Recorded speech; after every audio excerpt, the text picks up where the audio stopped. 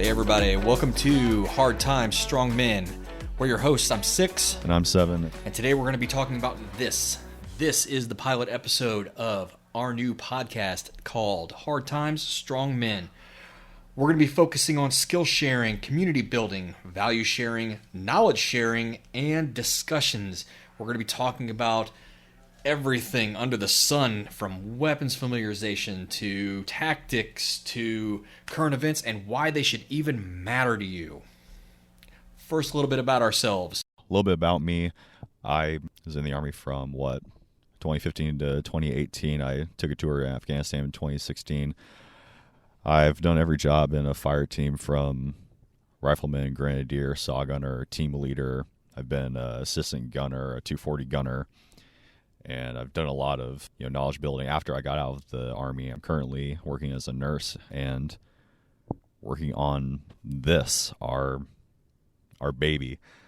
What we really want to do with the podcast is we want a place where we can share all the knowledge that we've gained, that we've earned over the years, and we want to learn more.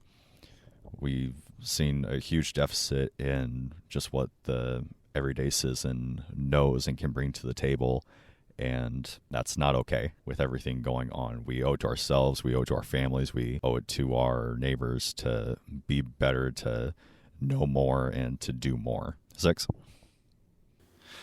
Yeah, so I was also in the Army 2015, 2018, medically retired in April of 2018. I've been everything from a saw gunner, grenadier, rifleman. I've been a team leader. I've been everything up to basically holding a E7 position as an E4. I've seen it, done it. I've worked with intel guys. I've worked with our sniper teams. You name it, I've done it in garrison and deployed. We're starting this podcast because we kind of just stumble upon this medium and this idea that we can reach more people than just on IG or just on a blog post.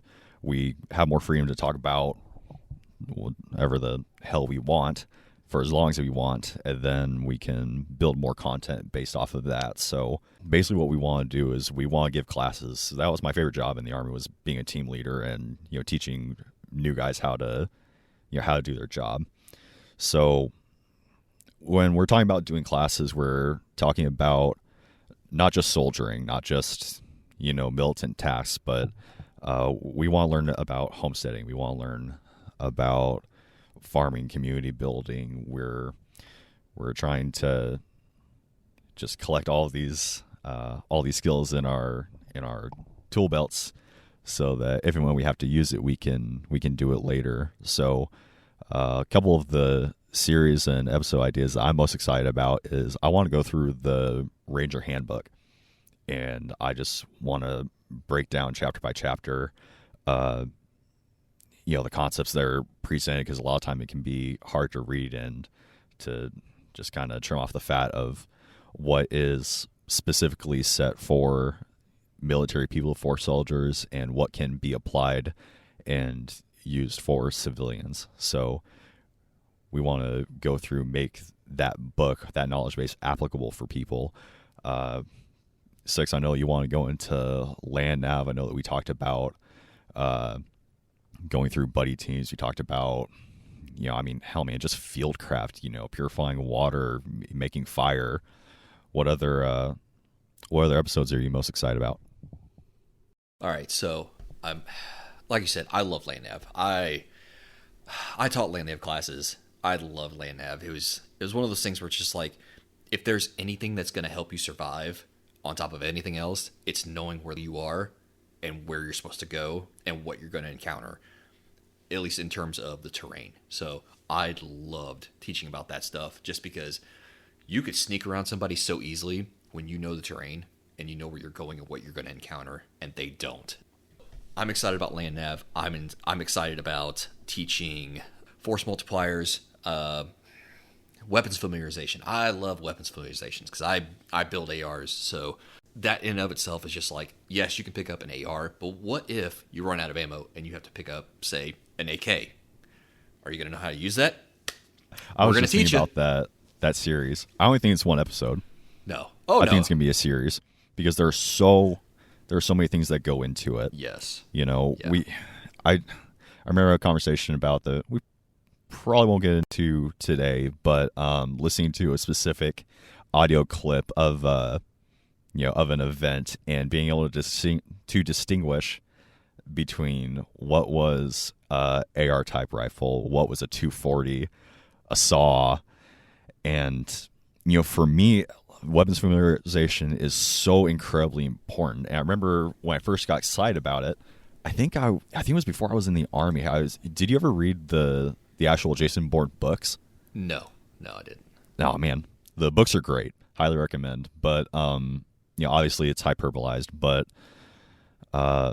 Jason Bourne, he could listen to hear the report of a rifle, and he could tell you, what style the rifle was, how many rounds were in the magazine, what it sounded like when it hit the last round. And for me, just thinking of, okay, so, when I was in the Army, I heard, M4 fire all the time, 240 all the time. So being able to put all that in your database and, your mental database and say, okay, that sounds like a 240.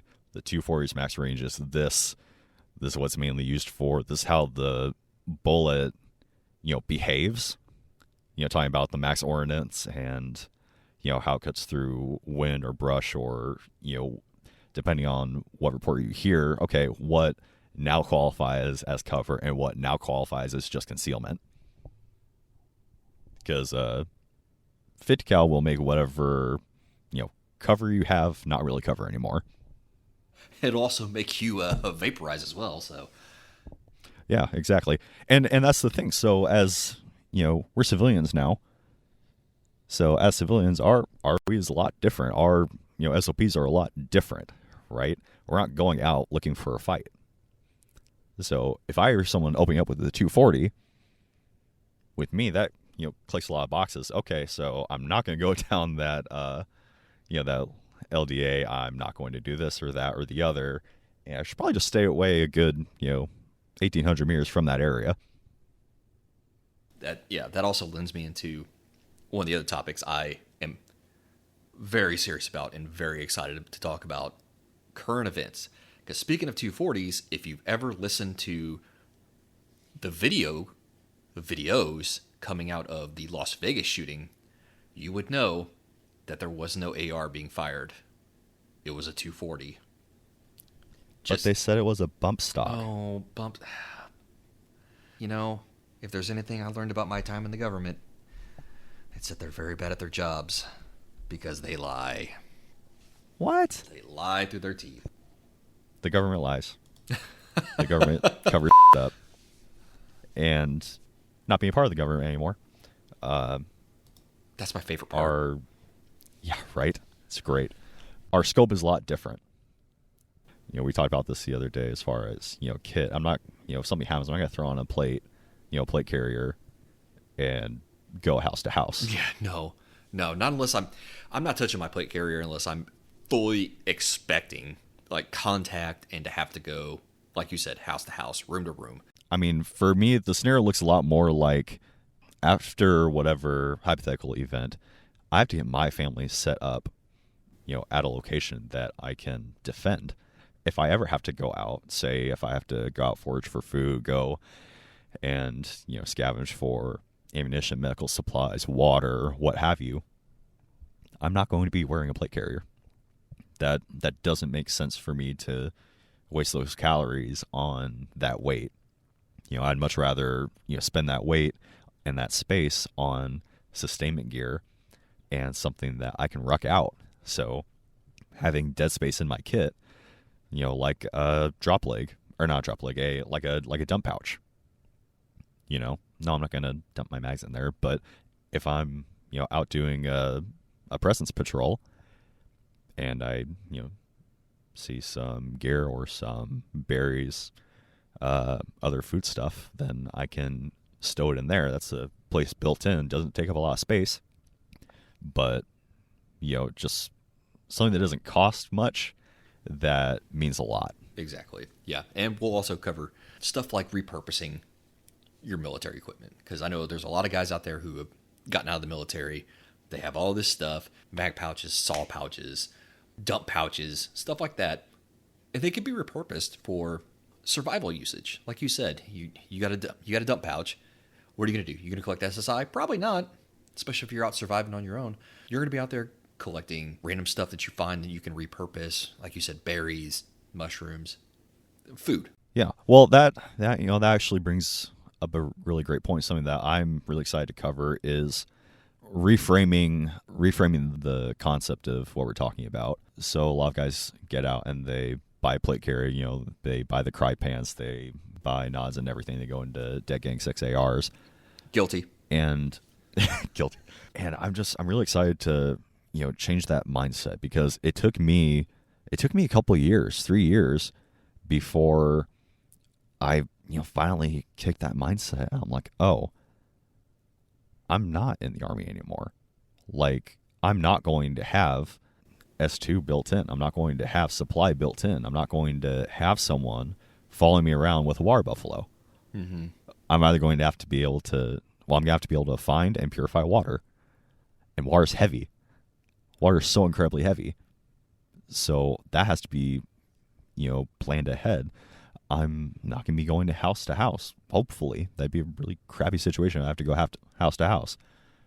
It's going to look a lot more like me conducting reconnaissance on a town if I have to go into it for a couple hours to figure out what, signs of life, what the routine is. If there's anybody there, if anyone's, patrolling, if anyone's looking for it, whatever, what have you. And I hate to say the word surviving, because you shouldn't be having to try to survive in this scenario that, to me, that gives the connotation that, you're in a pretty rough spot, but you're going to have to work in that sustainment for yourself. You need food, you need water, you need shelter. If you're in a point where you're doing sustainment, you're in a survival situation. Like, I don't think it's a negative connotation. I think survival itself is just a testament to, a person's willpower.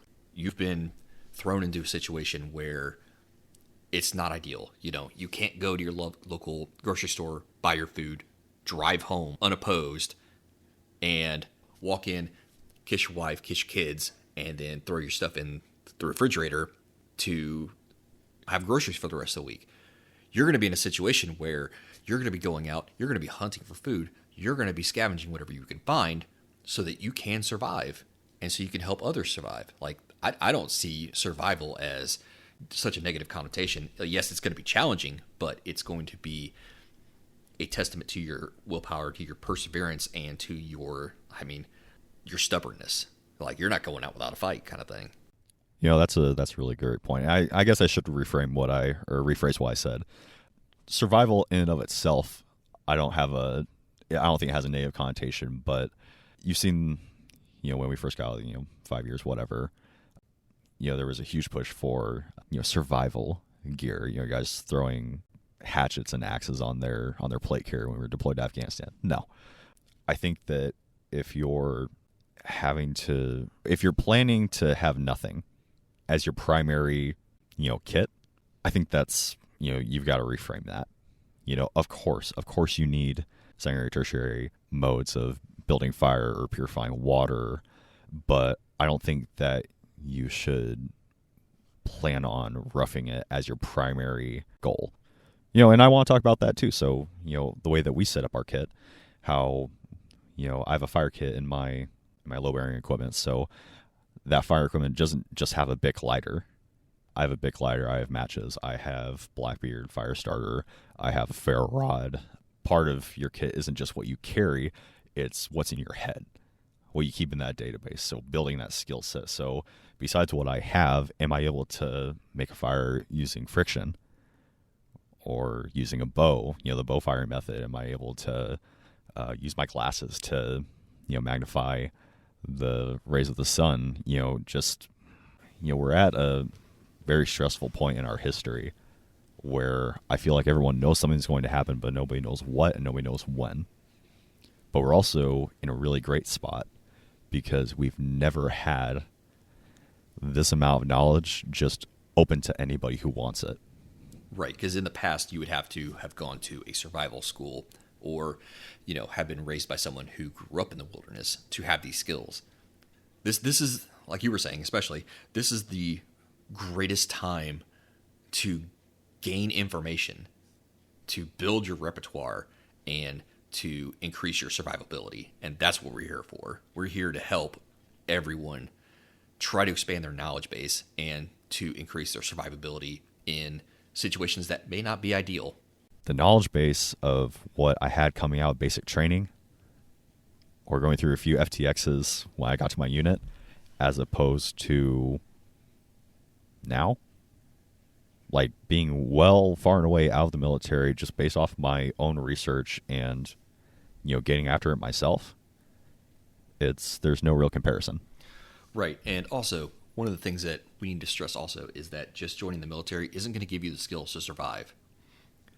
You will not learn survival skills unless someone there, like a team leader, squad leader, platoon leader, well, let's not say platoon leaders because yeah, it's not going to happen. Oh man, that's a great point. So that's what we're talking about with community, networking, skill sharing.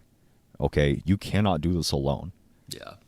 I don't care who you are. It's not going to work. Yeah, and you may pick up something in the military if you get lucky enough to get sent to, say, SEER school. I'm not talking SEER 101, the freaking certificate that you do online that let's be honest, 99% of you have cheated.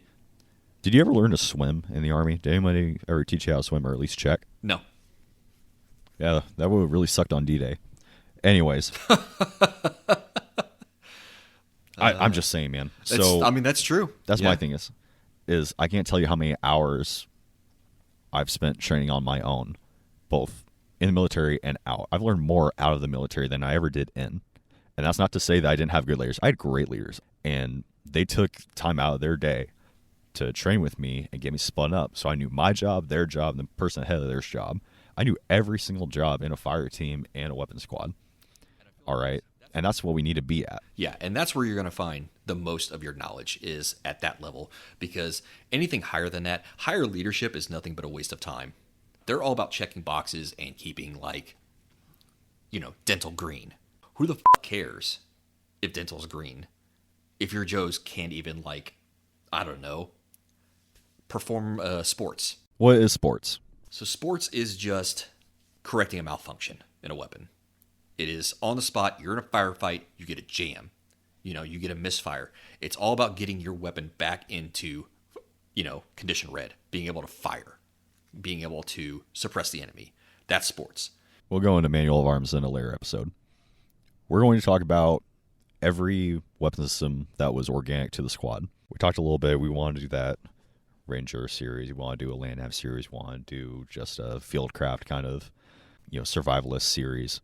I'm not there yet. I want to talk about homesteading. Yeah, homesteading is very important, especially right now. Just to tie in current events, we're facing a food shortage. We haven't hit it yet.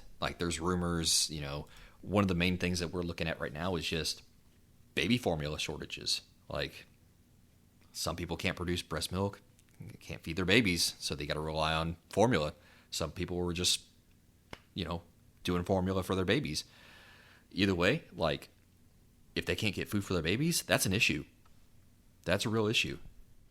That's a huge issue. Yeah. It's babies need to eat. Yeah. So when we're facing a food shortage like this, there's not much I can really tell you about how to make baby formula. There is a way to make baby formula out of raw goat milk. Well, there you go. Not goat milk, out of raw cow's milk. Okay. Well, there you go. Almost guarantee we're going to hit a recession here in the next 2 years. Oh, brother, we're already in a recession. We're talking about. How about depression then? Yeah, that's a very good point. You need to be able to do this stuff. All right. So if you have, I understand people living in apartments, that sucks. I'm sorry. But if you are living, with a small yard, you can make the most out of that yard. If you can keep chickens or rabbits or, grow some vegetables or potatoes, whatever, you're cutting down your bill a little bit, in the grocery aisle, but also you're doing so much for your family, being able to do that and have that knowledge, and just your community in general. If you're the someone that someone can turn to, hey, my power went out. I know you have a generator. Can we throw some stuff in your fridge? Well, why not? I'm not going to sit here and preach, be friendly to your neighbors, but be friendly to your neighbors because you never know when you may need them. Networking is not just about business. Networking is also about your neighbors, your friends, your coworkers, people you spent time with in the service, people that you grew up with. It doesn't matter. Like networking, everybody knows something. You will always be a student. Do not ever let yourself get in a mindset of, well, I'm done learning. I don't need to listen to anybody because I know everything. You don't know everything. You need to be a lifelong learner. Exactly. There is someone out there, I don't care who it is, that knows something that you don't. So always be open to ideas. And there's always going to be someone who's better at you than something. You should strive to surround yourself with people who are better than you are. Iron sharpens iron. You know what I mean? We need to raise the standard. There's nothing better than being able to learn something from someone. We're just starting this. But if people have questions, I'd love to spend some time and research stuff for them. If we take a look at it, someone asks a question, we look at it and we say, oh, that's a really great question. We didn't even think about that. I'd love to do a class on that. If you're still with us, thank you.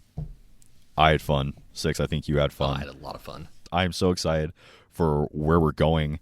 And, we're talking about soldiering. We're talking about fieldcraft, homesteading, networking, community building. I want to give a class on how to change a tire because, I figured it out myself. That should have been a class someone gave me at some point. So I just want to be there for people. And I feel like this is going to be a great way to do that. So if you're still here, thank you. Thank you for listening. Hold the line.